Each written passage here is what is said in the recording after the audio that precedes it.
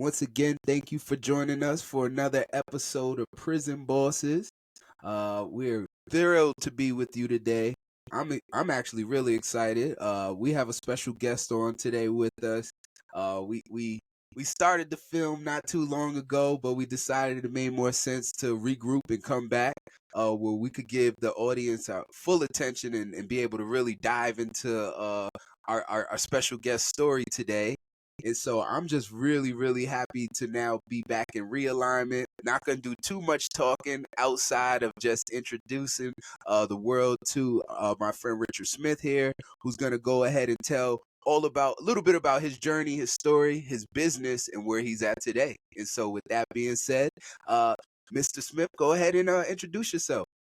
Greetings, brothers. Greetings to the audience. It's a beautiful opportunity to be here, to be present with you. Presence is such a gift, and this has been a long time coming. Like we both acknowledged last time, we have mutual people in our lives that have been consistently saying that we need to connect, and so the fact that we're able to connect right now is fantastic. And so, I like to start off by just saying a little bit about me, my journey, how I got here, right? I'm not into trauma porn or talking about all the challenges that I face in life. But the reality is that if you're a Black or brown person, if you're a poor person in this country, you've definitely experienced a lot of challenges in life. And unfortunately, in a system that tends to capitalize off of challenges, my experiences, my challenges resulted in me being capitalized on in the prison industrial complex, the industry that capitalized off the bodies of Black and brown people, the industry that capitalized off of Black and brown communities, even Black babies, Black mothers, Black grandmothers. And so my story was no different than many of the other brothers and sisters who've had that experience, especially growing up in the late 80s, early 90s, during the height of what they call the war on drugs, but I call the war on Black and brown communities, and this epidemic that they called the crack epidemic, which was not treated as an epidemic. The CDC was not involved, public health was not involved, police were involved, law enforcement were involved, politicians were involved. And they were the ones who were able to define and describe the symptoms of the substance abuse issues that many of the people in our community struggle with as not something that was deserving of support and of assistance and of service, but was deserving of incarceration, specifically mass incarceration of entire families. And so I got gobbled up in that system along with so many other of my family members. And, the thing that made it a little bit different for me is that, I got gobbled up into the system, but what I realized that there were too many brothers behind the wall who possessed a tremendous amount of potential that were being wasted, right? And so here I was, a young man going into a system, dealing with the challenges that I faced from the experiences of harm, from the experiences of, like I said, childhood sexual abuse, gun violence, and all of these things that came from those conditions in my community. And I found myself behind the wall encountering these brilliant brothers who took it upon themselves to look beyond the rough exterior and see my potential, even at that point, greater than I understood my potential to be. And they said to me that they wanted to introduce me to myself, the self that was beyond all of the things that I had internalized about being a thug, being a player, being a gangster, being a hood dude, or whatever, all of those labels that did not even begin to scratch the surface, that were actually, imposed on me, and I believed them to be true. And they helped me to realize my greatness. They helped me to realize my potential. And from that point on, to whom much is given, much is required. I took those lessons from those brothers, and I just started to add on and pass on those lessons that I had learned from looking into myself, understanding myself, and passing on those lessons to other brothers. that is actually where the beginning of my healing journey started, Wow. behind the walls. Wow. And now, a part of it. So, can you tell the people a little bit about your business so they understand how it correlates to that journey? Absolutely. And so, after my release from incarceration, I found myself and, working for nonprofit organizations, right? A lot of us do that. The beautiful thing about us, even those of us who like experienced the most harm, the most trauma, have been incarcerated, there's something inside of us that once we figure out that we have greater potential, that we want to contribute to the well-being of others. And so I came home, and the nonprofit field was a field that was perfect for me, right? All I wanted to do was get out of prison and help others. I wanted to help young brothers who had experienced the same types of circumstances that I did, right? And so I did that in various capacities. I did it running nonprofit organizations that serve young people and their families. I did it starting reentry programs to support formerly incarcerated people when they were transitioning into the community, with accessing employment opportunities, housing, and all of the basic needs that was required for them to successfully reestablish themselves in the community. I did that as an educator, working at universities. So I spent a lot of time in nonprofit spaces and institutions of higher education, trying to share my experiences, share my knowledges to help others. And then I got to a point where I realized that many of us who were doing that and using our experiences and taking advantage of the opportunities that we had to help others, many of us did that at the expense of our continued healing journey. And so we were doing this work to help other people, but simultaneously we were neglecting ourselves. And one thing I learned about the nonprofit space is that um, it will take all of your energy if you let it, right? Definitely will. And it will gobble it up, right? And many of us, myself included, feel like there's no other alternative for us, right? We feel like, you know, it's obligatory, right? I will always say it's obligatory for me to give back, right? Yep. It's my obligation to give back. And Yep. so I use the nonprofit space to kind of satisfy that desire to give back. Um, but it took so much from me. And then I realized that I was neglecting my own continued healing journey in a way that eventually led to compromising relationships, compromising relationship with my wife, compromising the relationship with my children. And I said that this is not sustainable, right? I didn't, and then more importantly, I wasn't being compensated, right? Because when you do the nonprofit work, oftentimes the message is, right, you don't do this work because you want to make money. You do this work because you want to help, right? And let me just say one thing though, but the funny thing about that is the people in top in most of these nonprofits are actually being well compensated, That's while a fact. everyone else who's involved is not being compensated. And I speak that as someone who sits on a lot of boards, and there's a lot of ask for us to raise money, to give of our time. But then when I sit here and I'm just thinking to myself, man, this director is probably making $200,000, $300,000 a year, and yet everybody else in this room is showing up and giving of themselves for free.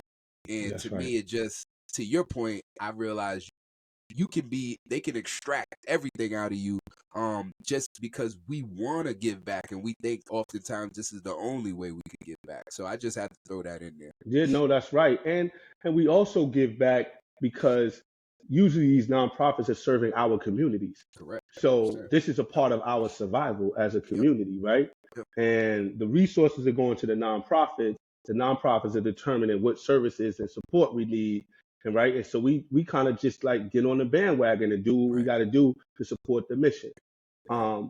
But it ate me up, and I was watching it eat up a lot of people. I was watching it cause a lot of harm to other people, and simultaneously, I started doing things on the side, specifically working with other nonprofits throughout the country to make sure that they considered some of the stuff that I was talking about and some of the things that I was observing and experiencing, right? That they considered the importance of being equally committed to making sure that they create an organizational culture that was conducive to the continued healing journey of the staff, which many of the staff, many of the people who were doing the work had experienced the same types of circumstances that the people that they were serving had experienced. And so I did this work and I called it Healing the Healers, right? Because the healers need support too. And I did it for a while on the side while simultaneously running, working with this organization where I was kind of doing national work, specifically around trauma. So I'm a trauma expert. My research is around trauma, specifically male survivors of childhood sexual abuse. My research is focused also on survivors of gun violence. And I'm also someone who worked in the field doing work to assist people and organizations with developing strategies and programs to help people heal from various forms of trauma. So I'm doing that for this nonprofit. On the side, I'm doing work to help the healers heal because I think that these nonprofits are causing harm, which will eventually compromise the efforts that they set out to do. And then COVID hit.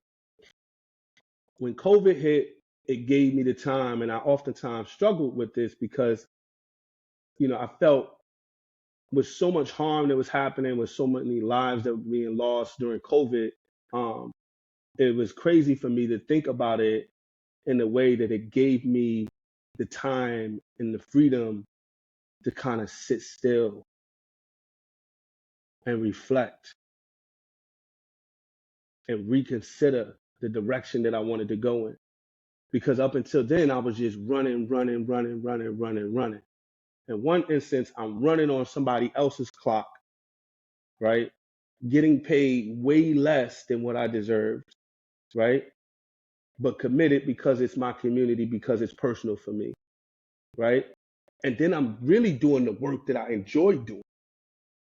I'm doing the work that's meaningful. I'm trying to serve two masters, so to speak, right? And you can't. And so I sit back in COVID and I'm like reflecting on it. And I'm like, yo, hold on. What is it going to take for you, Rich, to realize that you have everything that you need to branch out and do this on your own? You don't work at every level in these organizations. You've been doing this work for 10, 15 years. What are you afraid of? Right? And I knew to look at myself kind of objectively because I have remember saying to people, a lot of brothers in the past, especially on the inside, we have a fear of freedom, right? We have a fear of freedom the same way that the slaves didn't want to be free. Some slaves wanted to stay on a plantation because it was safer, right? There was more comforts, there was more stability. And the idea of branching out and doing something independent without that security of someone else providing for you caused fear, right? And I knew that I could never fully operate from a space of fear. So I challenged that fear.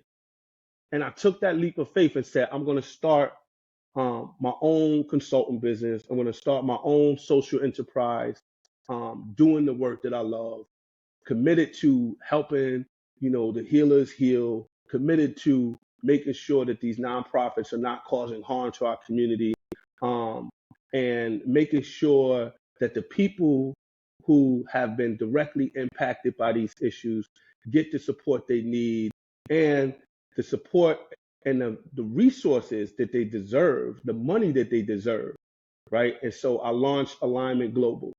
And also I realized that I wanted to be committed to a way of doing it that was true to us. It was true to our culture. It was true to the understanding that these systems that have been put in place without our benefit truly in mind.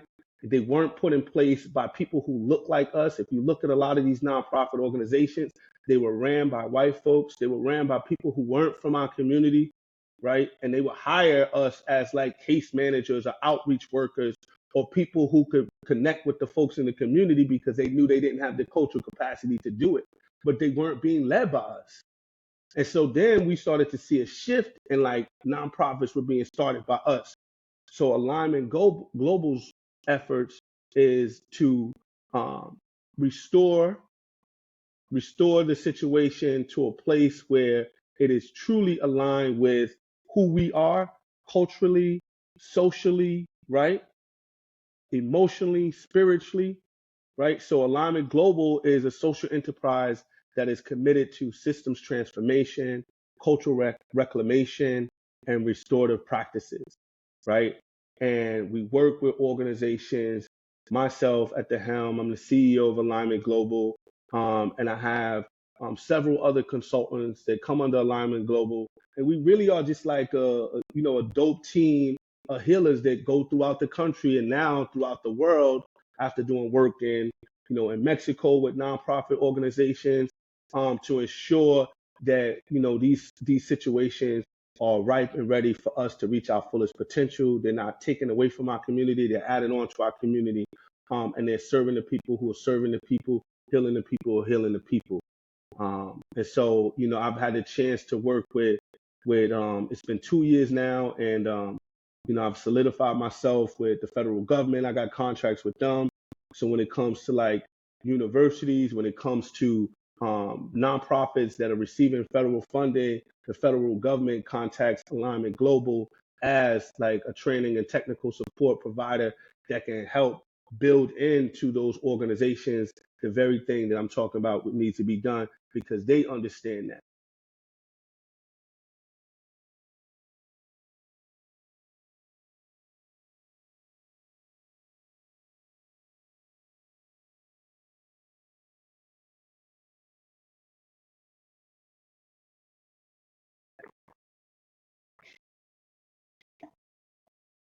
So if we're talking about the transition, the initial beginning of the healing journey started behind the wall.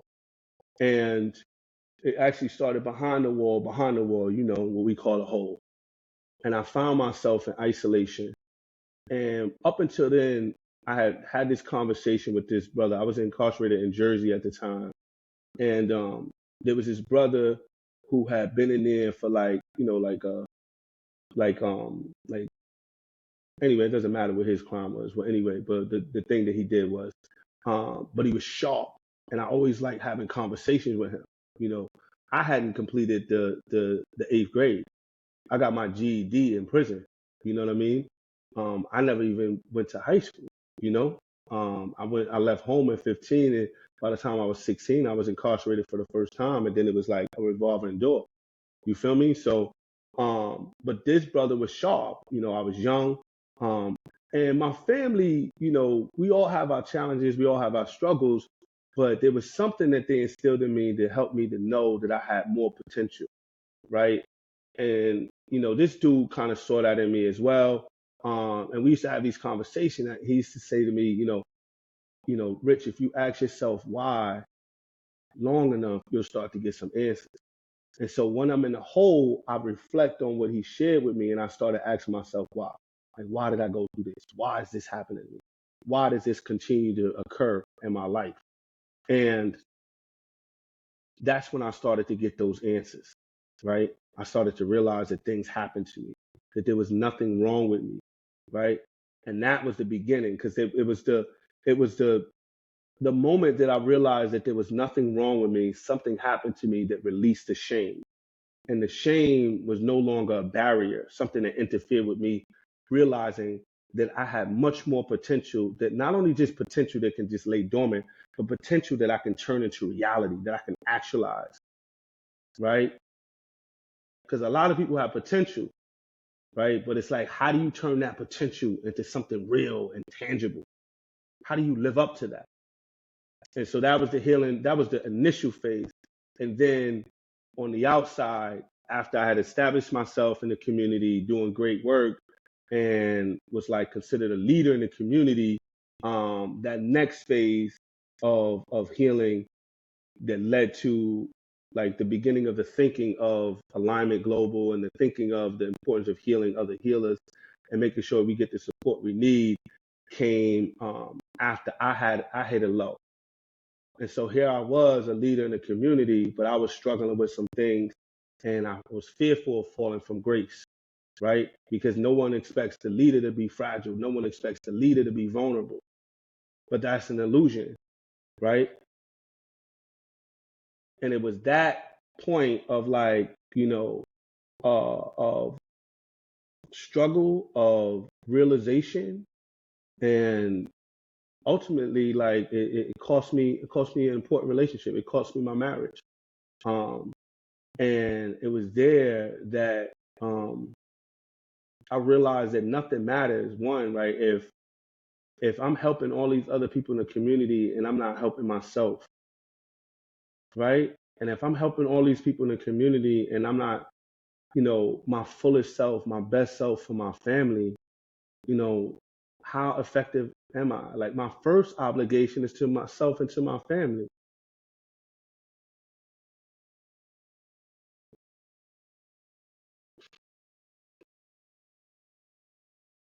That's a fact. That's a fact.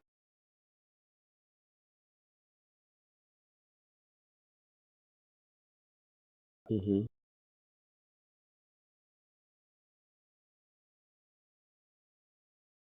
Hmm.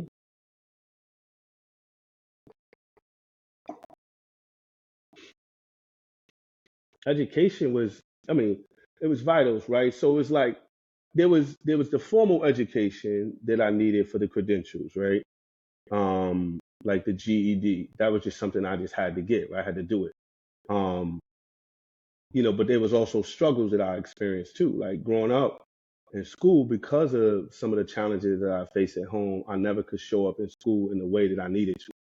Right? And so I was tracked into special education. I stayed back. And so for many years, I thought I was intellectually inferior. I didn't know I was capable of performing, to the level that I eventually would be.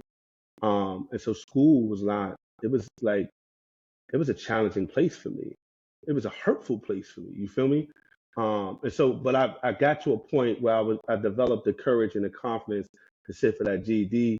And then it was like other brothers on the inside who started to see my potential again and like push me, that I realized that I wanted to go further and start to, work towards like a college degree. But before any of that happened, um, it was the other brothers on the inside who gave me literature to read.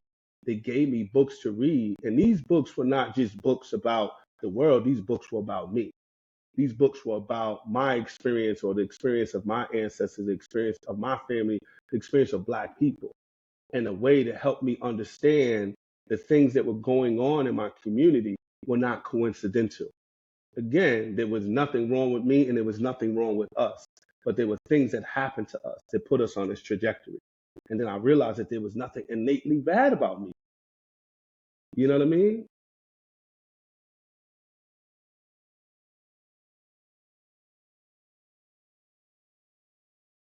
That's right. And then it capitalized off. So it created the conditions, and then it capitalized off of the people who fell victim to those conditions, right?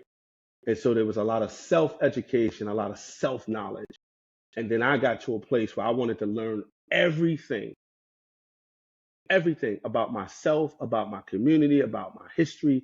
So I studied spirituality. I went on a crazy spiritual journey, studying different, practicing different spiritual paths, Buddhism, Rastafarianism, Christianity, Islam, all of these things. I just had this like insatiable appetite for learning more about, the deeper things, right? And the more intangible things about life, right? Because there had to be an explanation for why we were here. There had to be something beyond just the material world that I understood. You know what I mean? And once I started to get some insight there, and tie that in with my personal experience, then I just started to gobble up everything. You know what I'm saying? I gobbled up everything, and that's all I did while I was incarcerated. I just read. You know what I mean? Everything. And so by the uh-huh,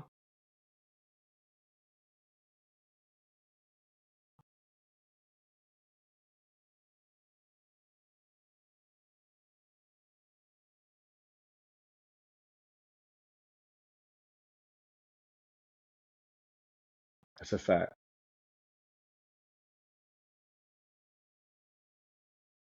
Hmm.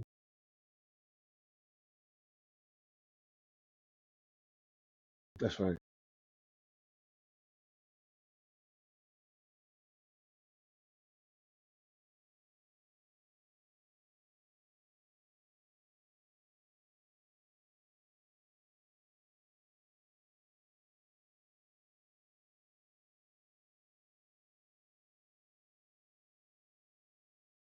That's right. That's a fact. That's right. That's right. Yeah, nah, that was on point. And the thing I would add on to that, like, yes, after getting my GED, I went to college, got my undergraduate degree from Boston University, went and got my master's degree from UAlbany, then went towards a PhD. You know what I mean? Like still in that process. So one, that debunked the whole notion that I was intellectually inferior. It just took people in my life who could see my potential, who can tap into me, and then more importantly, it took it took the journey of self knowledge, right? And so to add on to that, it's like, sometimes like the knowledge doesn't have to be by somebody else teaching you something. It doesn't have to be by you being in a classroom or you going to get a degree.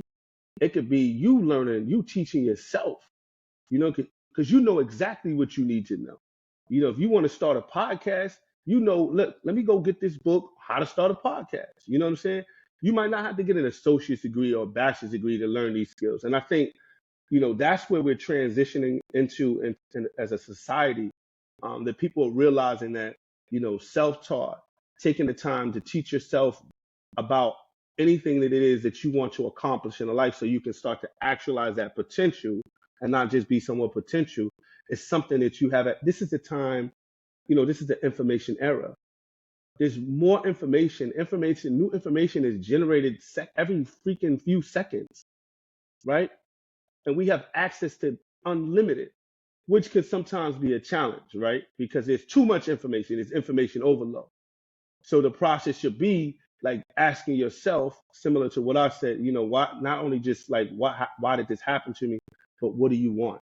And that was something that took place, right? I spent a lot of time. I'm big into meditation, into mindfulness, you know what I mean? Working out, doing things while I'm in my body, when I'm creating space for me to kind of be present in that particular moment. And in my meditation, I always ask myself, what do you want? What do you want? And I sit with that and I wait for spirit to provide me with the insight. I wait for the creator to give me that insight. And then from there, with that clarity, now I can act on it. It's a little challenging now in this era of social media. We're being inundated with constant information. So we might think we want this because we see that. We might think we want that because we see that. But really, the process of looking inward and asking yourself uniquely what it is you want, right, is the way that you tap into that intuitive gift, that purpose that you are here to do. Because I believe that we all have a purpose. And when you tap into that purpose, that's the alignment. So when I say alignment global, it means we were meant to be aligned. But you can't be aligned if you're looking outside yourself for all of these things. The alignment starts from an internal process. And that's what led to my most recent business venture, which is the clothing apparel brand, Divine Masculinity. And Divine Masculinity is aspirational apparel branded to promote a healing revolution for men. Because what I've learned in the work that I've done, to support people with healing the healers and like expanding trauma and healing services to communities of color, is that men, we're at such a deficit. One, we don't even acknowledge that we've experienced harm, right? We constantly feel like we need to just say we good, I'm okay, right? We, especially black men. So many of us suffer in silence, right? And then we have this system of patriarchy, right? This system that says, in many instances, we benefit from it because it leads to the suppression of women. But in a lot of instances, it compromises our ability to live our full humanity. And so as a result, we're unable to express vulnerability.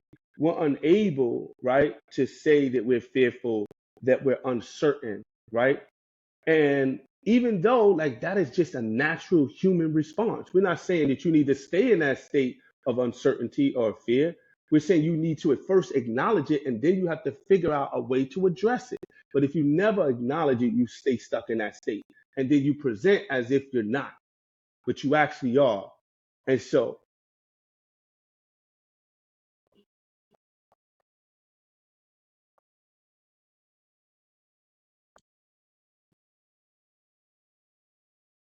That's right.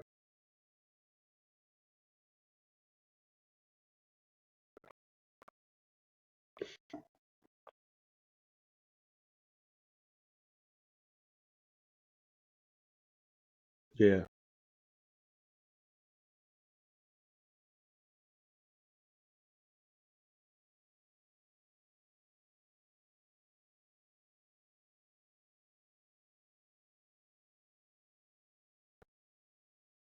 That's right. That's right. That's right.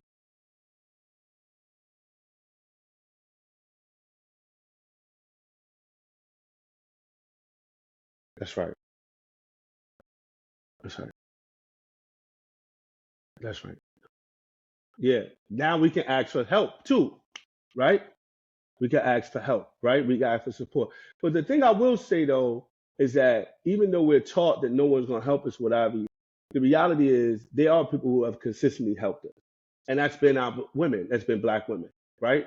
If we talk about specifically for Black men, Black women have been the healers of the planet, right? Even while we were hurting them, they were helping us heal.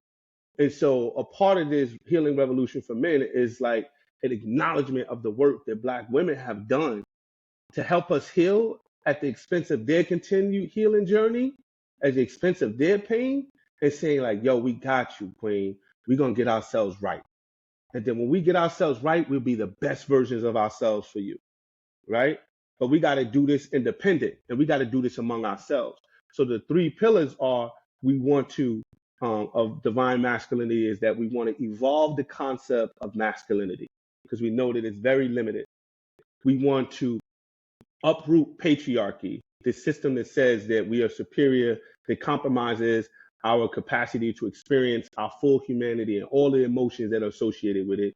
And we want to create a global community of men who are committed to supporting each other as we heal together, right? It's a movement. It's a movement. It's a movement. And mhm,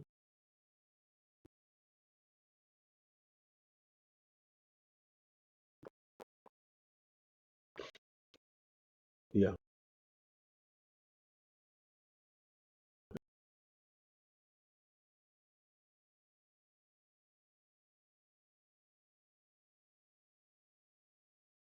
hmm,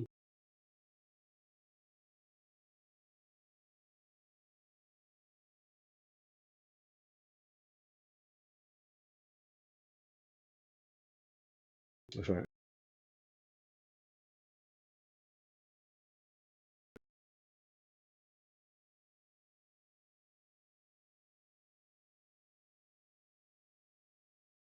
Yeah, yeah, yeah.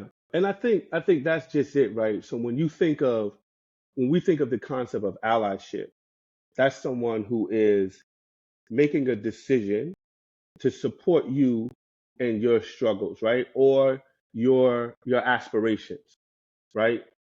But for with Black women and for with our people, we are tied to this together. So it's not like a decision, it's just your struggle is tied to my struggle, right? So when we think about Black women being the healers, right? We can have allies who can support us. They might give us opportunities, especially if we're talking about allies who have historically benefited from the oppression and suppression of our power, right? And so they have more to be generous with, right? Yep. You see what I'm saying? So it's different when you got more, you can give a little. One, I want to see how you give when you have less, right? And that's the piece that makes the Black woman so divine, right? The fact that she gives when her cup is empty. She gives when her cup is empty because she loves us and she sees that her freedom, that her power is intricately tied to our healing and our recognition of our power. And she can't be free without you. She can't be free without me. She needs us. You feel me?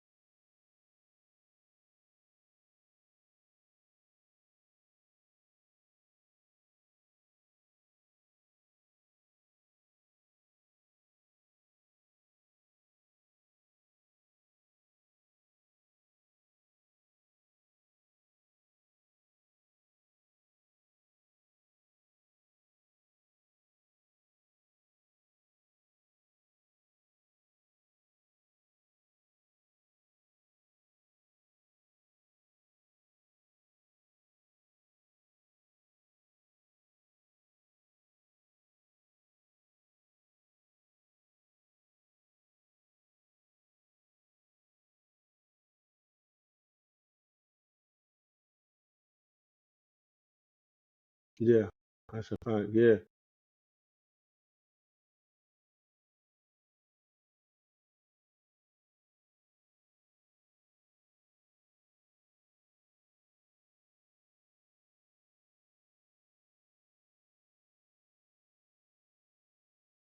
Mm.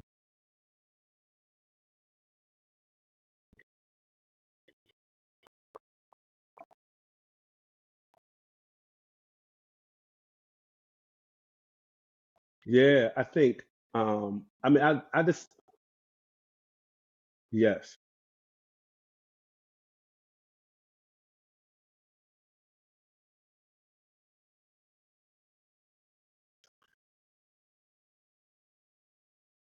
Yeah, so I think there's two things. One, so the first thing I'll say is that I don't think it's a coincidence that many of us being formerly incarcerated people go into the nonprofit space. Because I think one of the things we realize is that like our past experiences can be assets, right?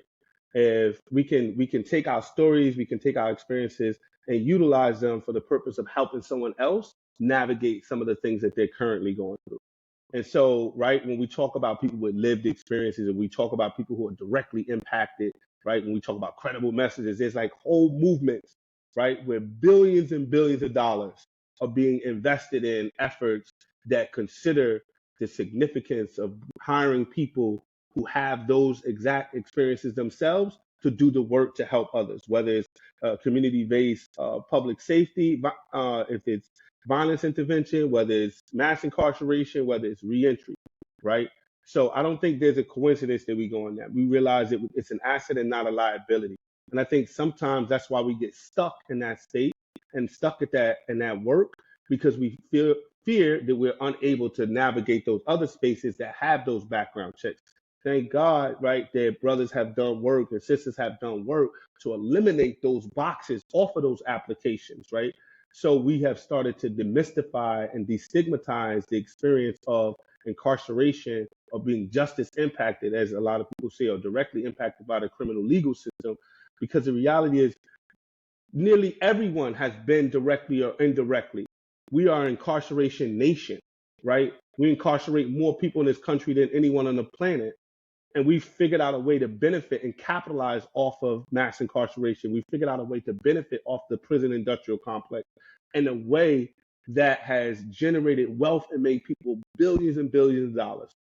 Private prisons, politicians have benefited from mass incarceration. Businesses have, right? So we know that. So my thing is, we need more. And that's one of the things that impressed me about you, brother. And I was just sharing your story with a brother of mine who just came home, who was one of my mentors who just came home after 33 years. And I was telling him about you. And I said, one of the things that I appreciate about this brother is that he took it upon himself to just step out and create his own business. Because I think that's the solution, right? Because if you create your own, then you don't have to worry about somebody assessing discriminated against you because of your criminal record. You don't have to worry about someone telling you you need to explain why you were incarcerated and them not understanding all of the other things that you experienced in life that led to that point that produced your incarceration. You feel me? When you do for self, I studied in the Nation of Islam, and the Honorable Elijah Muhammad said, "Do for self or suffer the consequences." So I always knew that the objective was to create something for myself, was to build something for myself and for my people, right? That would not result in me feeling like I had to navigate a system of anti-blackness, of racial discrimination, of discrimination based on incarceration, which has disproportionately impacted black and brown people, which is a byproduct of systematized like efforts to hyper police our communities, to arrest us at a astronomical disproportional rate, even though we're less likely to engage in like substance abuse than white folks. All of these things we know. You know what I mean? So the way that I've navigated it, I started off with nonprofit, and then, like I said earlier, I mustered up the courage to take that leap of faith, overcame that fear of freedom, and decided that the true way to success, to generational wealth, is through entrepreneurship, is through creating for yourself and for your children.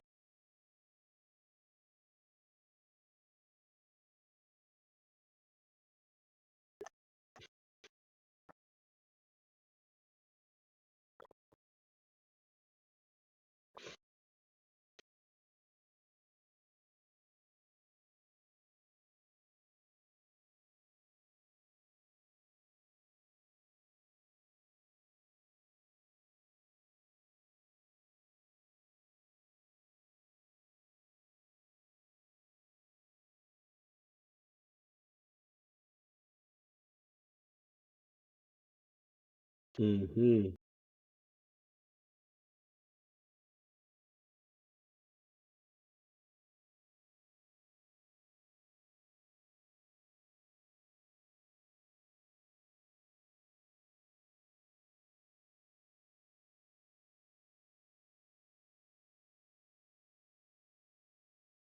And Buffalo.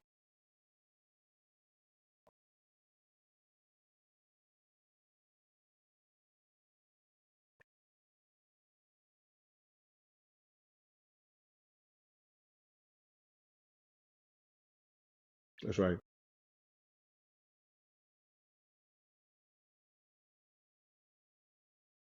Mm-hmm.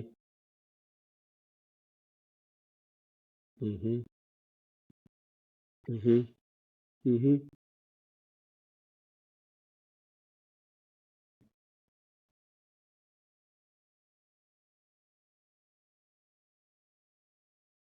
That's right.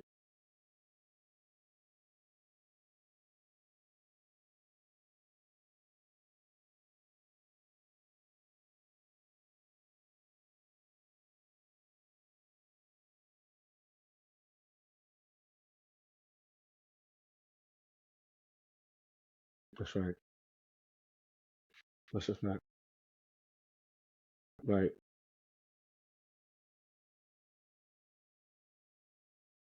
Yeah.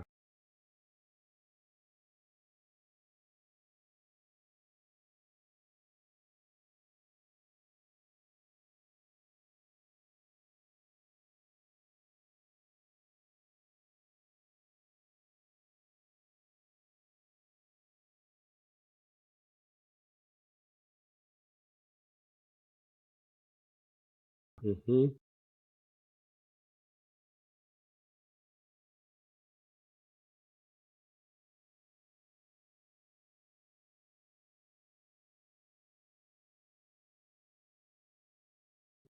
Right.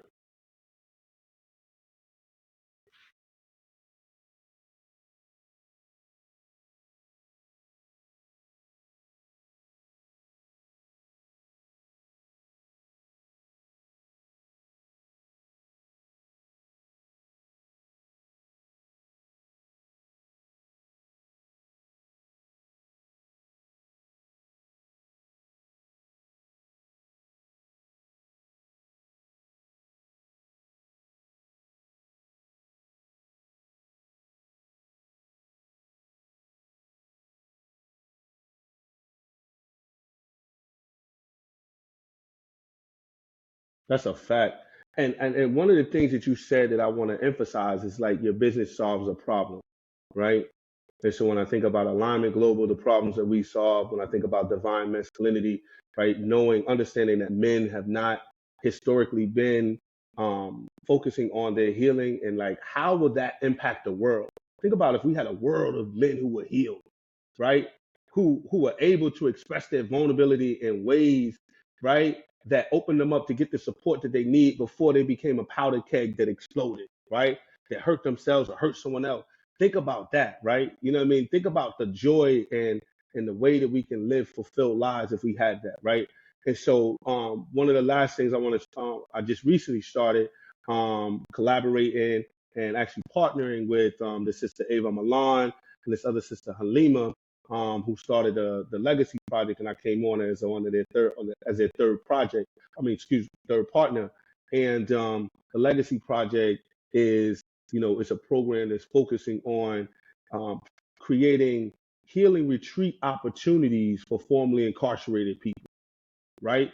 And so what we see, like I remember, bro, like, you know, once I started getting into this healing work, once I started doing like these retreats on my for me personally, like, you know, the local ones were cool. Actually, I took some brothers and brothers from up in the capital region and some from New York City to a healing retreat that we facilitated in Watershed. That's a big part of divine masculinity. So a portion of your proceeds goes towards an annual healing retreat. And so, yo, the divine is always on time. And so I connect with these sisters and they're like, yo, we want to do something. They've been directly or indirectly impacted by the criminal legal system. They know like they're healers themselves, you know, they do all types of different healing modalities to support people with like processing things in their body that's been stored up over years that they haven't been able to release, releasing the shame, circles, all of that. You know, sisters have always been the healers. And so they said, yo, we want to create this opportunity for brothers and sisters who are incarcerated. Why can't they have a retreat in Tulum, right? Without having to pay $5,000, because those retreats cost bread. They're expensive. And so when I connected with them, I was like, yo, the divine timing is always on point. And so, you know, now I'm a third partner on the Legacy Project, man. And we're in our infancy stages now, but the goal is to have, you know, formerly incarcerated people all over the world being able to have access to these healing retreats, right? That are not just like a moment away, right? It's also coupled with continued support on your healing journey to address the mental health challenges, because we know a lot of these behaviors stem from mental health challenges, right? That haven't been diagnosed, that we, you know, in our community, sometimes we frown upon it, right? Because we don't trust people diagnosing us, right? But that doesn't mean nothing is there. Something might be there, but the reality is trauma is real, mental health is real, but healing is possible. Healing is possible. So with the Legacy Project, with Ava Milan, with Halima, we are going to be having a tremendous impact. Going back to your point about solving the problem and making sure that formerly incarcerated people get the healing support that they need, get the chance to get out of your community, go to another culture, experience things, that exposure, the importance of that exposure, brother, to see another culture, to connect with people, to see, talk about potential, talk about possibility. Think about the fact that we know, right, so many brothers and sisters who never left their hood, never left their blocks, never left their cities, right?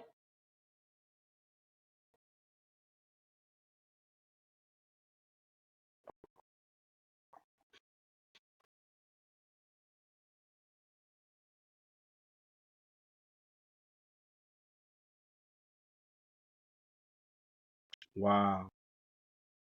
Wow.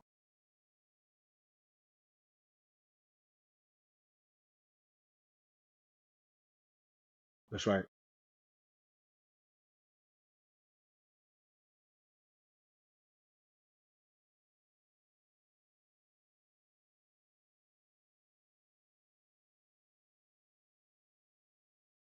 That's right.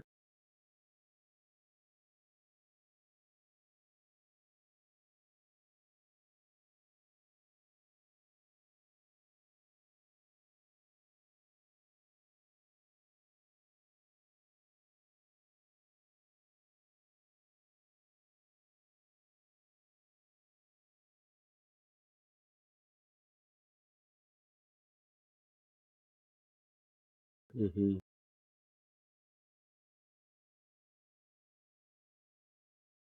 And the other thing to that is like sometimes we need somebody to guide us. And so that's what the Legacy Project could be about, right? We're gonna get you right, get you prepared. Because some people, you know, like you said, if you haven't left 6 block radius, you taking that leap to go there, right? And this is for, you know, young adults, right? So these are people who've been out, you know, on their path, you know what I'm saying? And they want this additional support. Because sometimes you don't know until you know and until you experience it, right? And like you said, this is a global, we're global citizens now. It's just all we do. We have a lot of access to information through social media, you know, online about what's happening in other parts of the country. But we never really understand what's happening in other parts of the country till we visit there. Because the media, the news, they can spin it the way they want. And then we got an opinion and a position on it, and we never even been there to know directly. That's like somebody coming to our hoods and saying, hey, yo, this is what's happening in their neighborhood. The media already does that. The reason why mass incarceration thrived the way that it did, because we had this whole media campaign depicting our community as crime ridden, like community guns, community violence, black on black crime. All of this stuff was being propagated through the media. And the very same people who were in positions to make laws, to make policies that became barriers that locked us up were people who had never visited our community.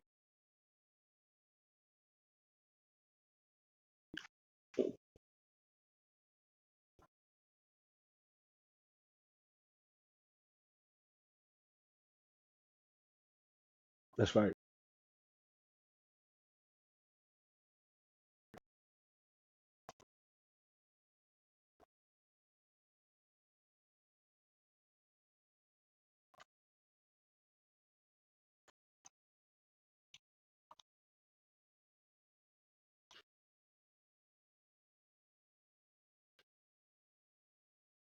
Yeah.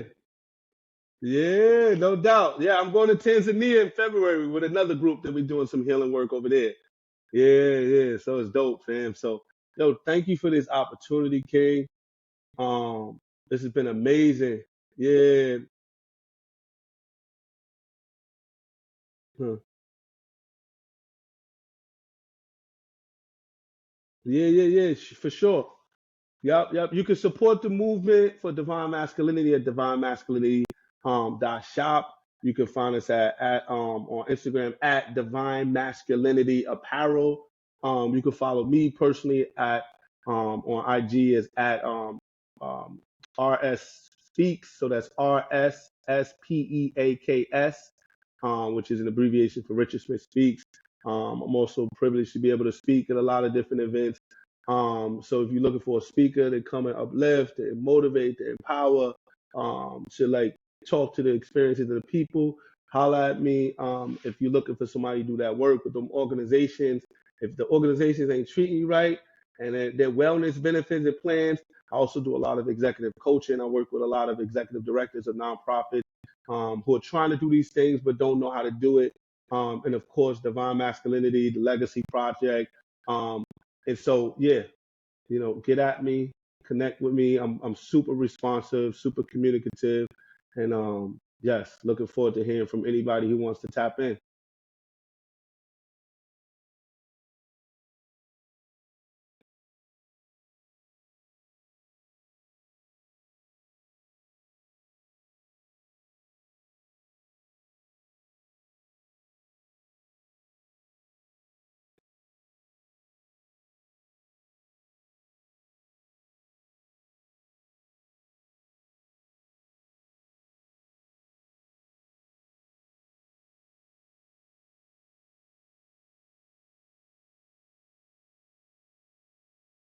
And salute to you, brother, for all the amazing work you're doing.